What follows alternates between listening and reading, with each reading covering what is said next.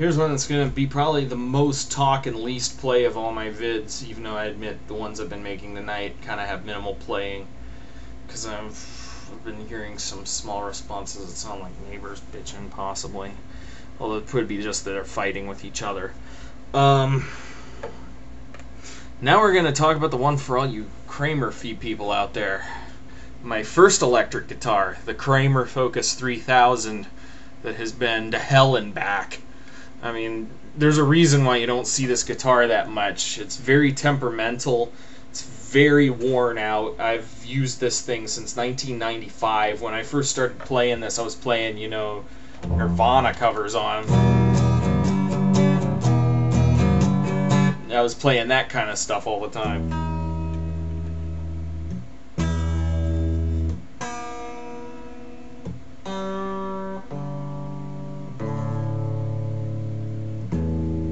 So yeah, I mean, this was the guitar I learned to play most of the time on. It was bought from the guitar shop in November of '95 for $250. It'd been hanging in there for almost almost a year.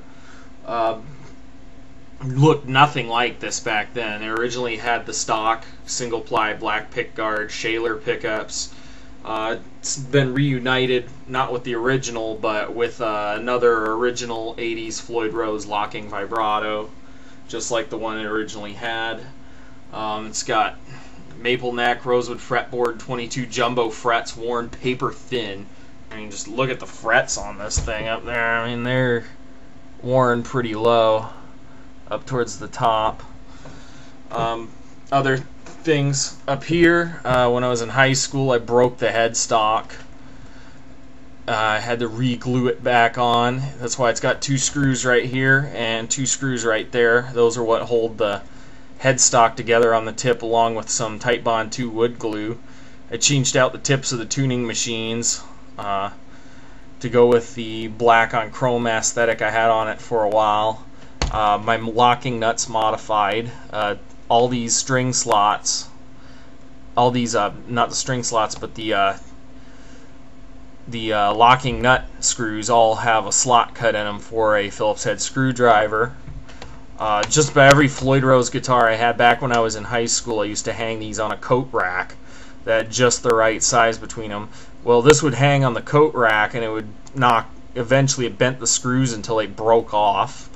Another problem I had with the Focus 3000 was what caused me to put this extra thing here. I did it for 2 reasons. One, because it looked cool, because I saw Eddie Van Halen had something like this on his 5150 guitar. The other reason is it serves a purpose. On the Focus 3000s, these later, like 86, 87 and later, the headstock's so thin the high E string hangs off the edge. Well, I was in the band room one day before a rehearsal with one of my bands, and the headstock fell down on the edge of a table and it broke my high E string, and I couldn't really play it that day because it wouldn't stay in tune anymore because I had the string slipping through the nut and everything. So my high E string, I could maybe only get it up to E flat at best. The electronics, this is the first pickguard I ever made. I made it using the wrong tools, to put it lightly. I used a pair of scissors and a jigsaw on my mom's patio stairs. I cut it out. It was originally SSH, but now it's HSH. I've put all these crazy controls in it. I was trying to basically make it like a Jaguar. You got this big thick switch here that's supposed to be a fake rhythm lead circuit. Neck pickup on-off single. Let me move my bar down here. Middle pickup on-off, bridge pickup on-off single, strangle switch, volume and tone, and this hole here used to have a momentary off switch like Tom Morello or Buckethead uses. And over here you have the pickups are EMG Select, SEHG, SES, and SEHG. The SEHG are 8.4 k ohm passive humbucking pickups, and the middle pickup's a 6.4 k ohm stacked humbucker that's set up to sound like a single coil. And then of course you have the earmark of any vintage Kramer for a bridge, what everybody considers a de facto standard Kramer bridge, a original German-made Floyd Rose. and I have this metal clasp in here to hold the treble side pivot post in place because it caved into the bridge pickup cavity many moons ago when I was using 14s on this guitar regularly. Yes, I used 14s with a Floyd Rose. And I was the only guy in school who could play this thing, much less, bend a string on it. I was playing things like Loverboy and Journey on this guitar at the time. It was really funny. People would come and try to play my guitar and be like, dang it, I can't get the bend up. Let me try and play this song by somebody. Dang, that's about as far as I could go, and then I get on there and I'm all of a sudden like, and they're like, just to freak people out with this thing because of the whole heavy string thing. 250K pot, so it sounds a little chunkier than usual.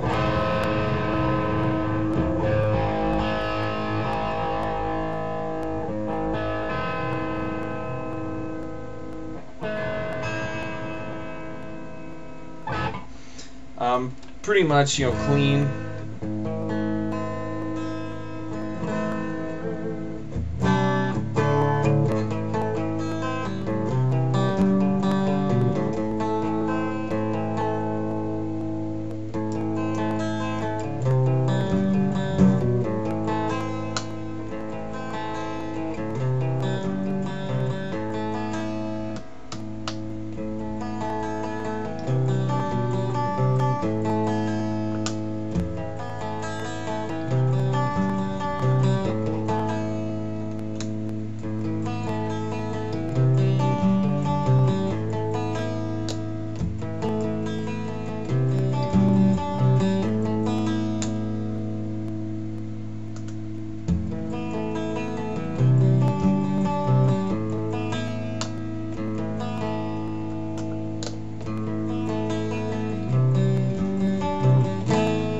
So anyway, let's just hear this thing a little bit,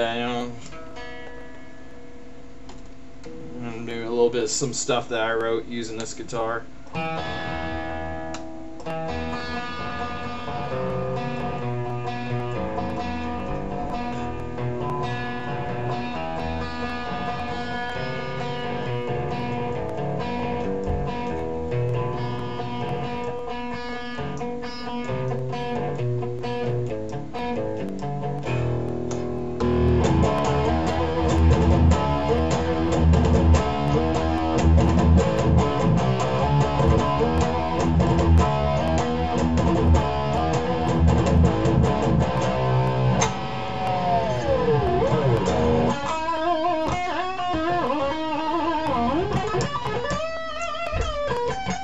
Now I'm just making stuff up.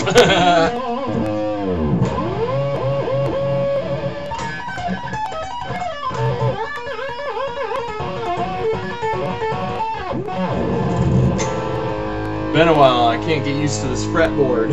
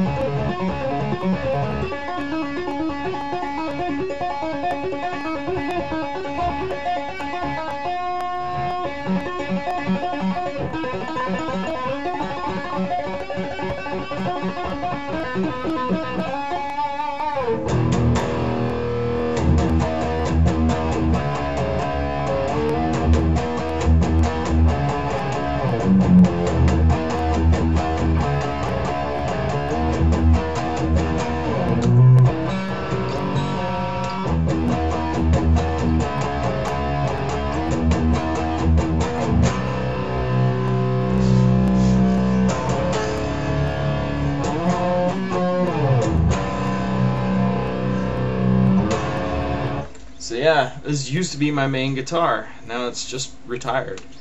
Anyway, let's It's about 7:40. I think it's about time I should quit before my neighbors kill me.